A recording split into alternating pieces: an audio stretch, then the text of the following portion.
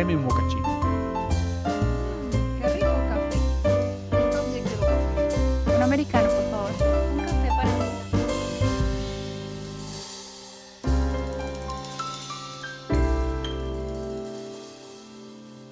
¿Cómo está, vicepresidente? Un gusto saludarla, Gloria. Muchas gracias por esta entrevista. Hizo un balance muy optimista sobre el comportamiento del sector rural en el último año y remató diciendo, y no es retórica y no es propaganda, ahí están las cifras para comprobarlo. ¿Cuáles son esas cifras? Yo diría que más que un balance optimista hay un balance realista que se apoya en cifras. La primera de ellas, hacía más de 17 años el sector agropecuario no jalonaba la economía nacional para significar un crecimiento de más del 4% en ese sector, pero al mismo tiempo dar señales claras de creación de empleo en el campo.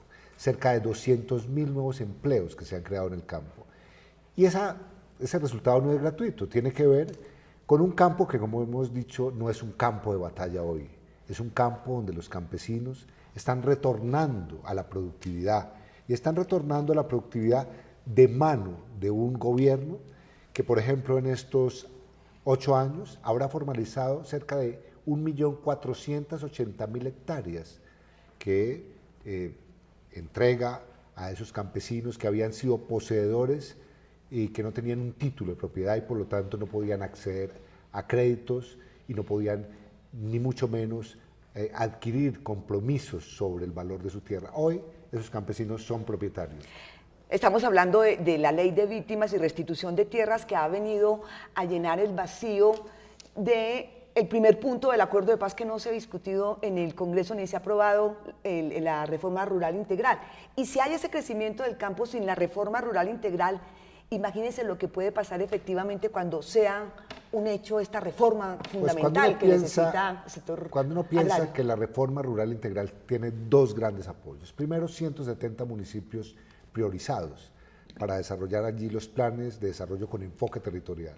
Y por otro lado, 16 planes nacionales transversales al campo, que van desde el tema de educación, salud, vivienda, agua potable, vías terciarias, acceso a la formación para la producción. Uno francamente ve que Colombia tiene un futuro enorme. Y el mérito, digamos, de este gobierno es que antes de la firma del acuerdo dio un paso trascendental, cuando se aprobó la ley de reparación de víctimas y restitución de tierras. Ya el presidente de la República sabía que sobre el campo, que ha sido el epicentro de esta guerra, está también el epicentro de la solución. Sí. Y hay mucha expectativa en el campo. Aquí en Imbre los periodistas viven yendo a los territorios y palpando la esperanza que tienen los campesinos. La llegada del próximo gobierno no puede echar para atrás ninguno de los proyectos productivos que ya están en marcha y la plata que ya está para invertir en el campo. Bueno, sería una gran equivocación, pero además sería realmente ir contra la Constitución, porque recuerdo aquí en su programa, Gloria, que la paz, los acuerdos de paz, a través de un acto legislativo, implican que durante 3 periodos consecutivos presidenciales no pueden ser modificados en lo sustancial. Y por lo tanto, hay estabilidad jurídica y uno esperaría que haya estabilidad política para asegurar la construcción de paz. Y por otro lado, el desarrollo del campo está mostrando unos indicadores que van más allá de la producción agroindustrial, agropecuaria. Les señalo, por ejemplo, esto. Hemos duplicado el número de turistas en Colombia y hemos pasado a tener 6 millones de visitantes extranjeros.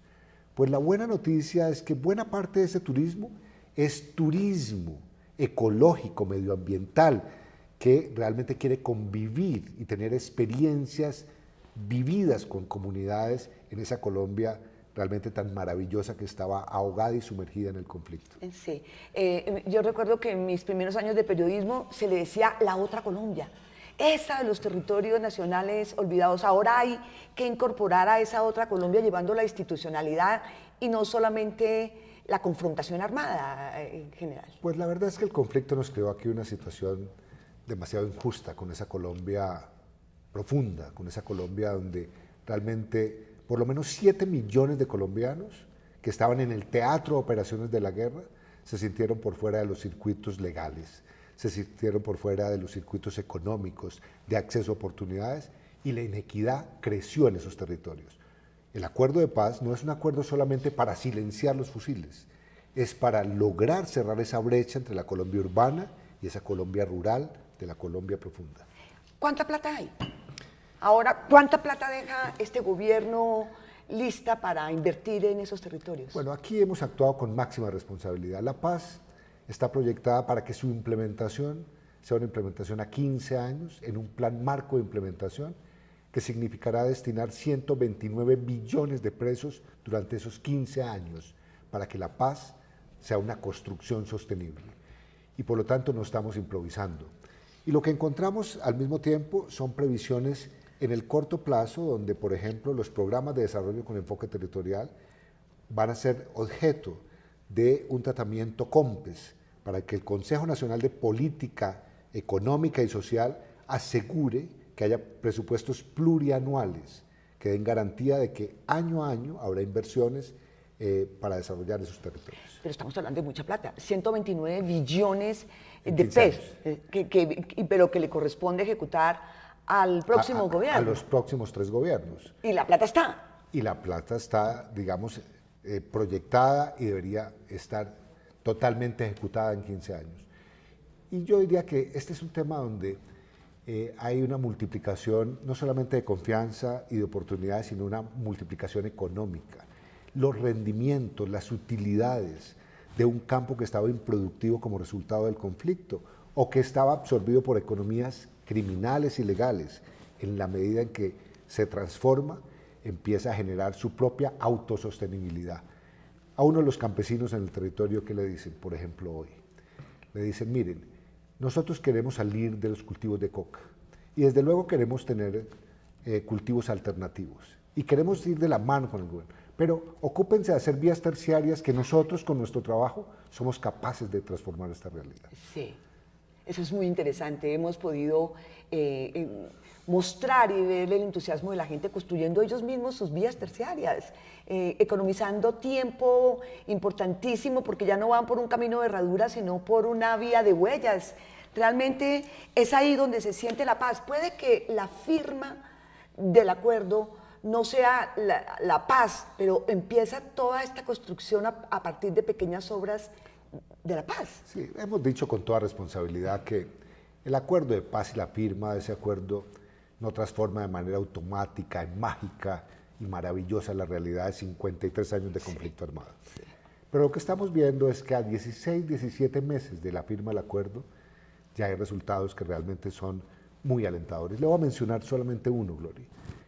Si uno calcula que en el año 2006 en Colombia murieron 1.200 personas como resultado de las minas antipersonales y el año pasado murieron 53, esa disminución es muy notable. Es decir, pasar de 1.200 muertos a 53 quiere decir que todavía nos falta mucho por hacer, porque una sola vida es muy importante, pero es que ya no son 1.200.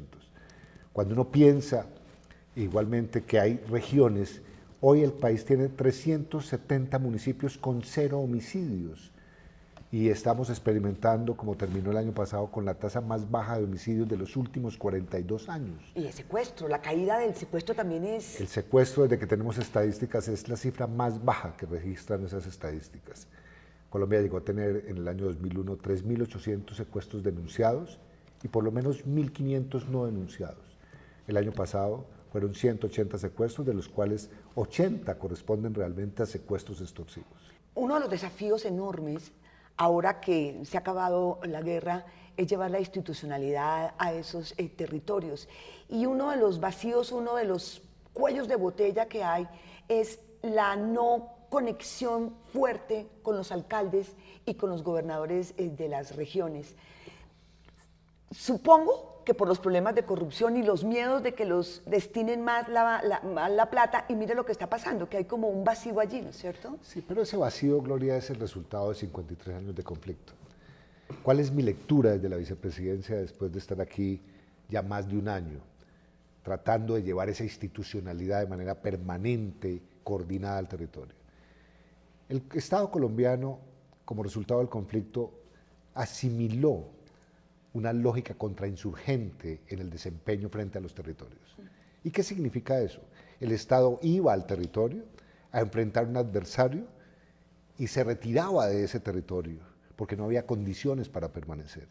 Hoy, sin guerra, esa lógica contrainsurgente de desempeño nos tiene que llevar, primero, a que haya una vocación de permanencia en el territorio. Segundo, que haya una integración del Estado a través de sus instancias municipal, departamental y nacional. Tercero, que no veamos a los pobladores, a los habitantes, a los ciudadanos de ese territorio como adversarios, sino como ciudadanos a los que tenemos que atender. Ya sin el monstruo de la guerra allí, lo que se corre es un telón que deja ver una realidad que tenemos que atender de manera mucho más estructurada. Pero era obvio que en la guerra el Estado se comportara, como he dicho, identificar el territorio simplemente como un teatro de operaciones militares, a los ciudadanos cercanos a un adversario y los riesgos naturales que impedían permanecer en ese territorio. Hoy la lógica es otra. Digo, para los próximos gobiernos, aquí el gran desafío es que el Estado tenga una cultura que realmente esté de regreso al territorio con capacidades plenas institucionales de servir a los ciudadanos. Sí, esto es un símbolo del fin de la guerra, el famoso balígrafo. ¿Esto qué tipo de munición es, general?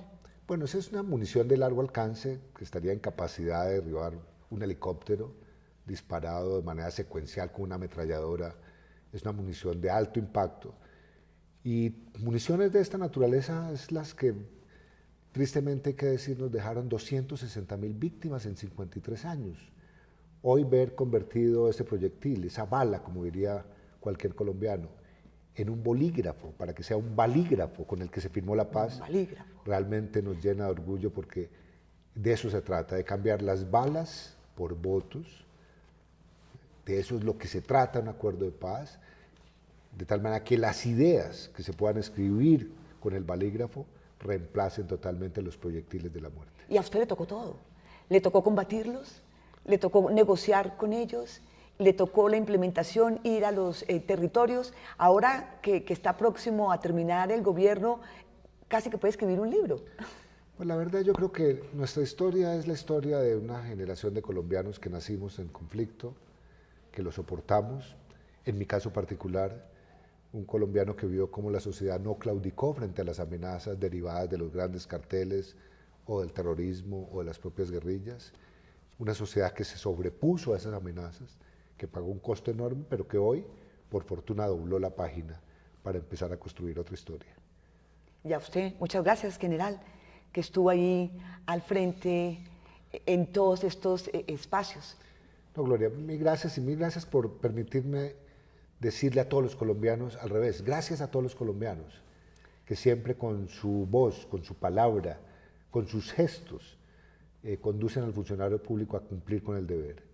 Y la verdad, cuando llego a esa Colombia profunda y descubro ya no la angustia o las lágrimas de una madre que perdió a su hijo, sino la sonrisa de alguien que ve que el Estado llega ya no para ver cómo se gana la guerra, sino cómo se construye la paz, esos colombianos merecen toda nuestra gratitud, todo nuestro afecto. Y digo que al final valió la pena, valió muchísimo la pena ser colombiano, valió muchísimo la pena ser funcionario público, policía, y valió mucho la pena participar de este proceso de construcción de paz.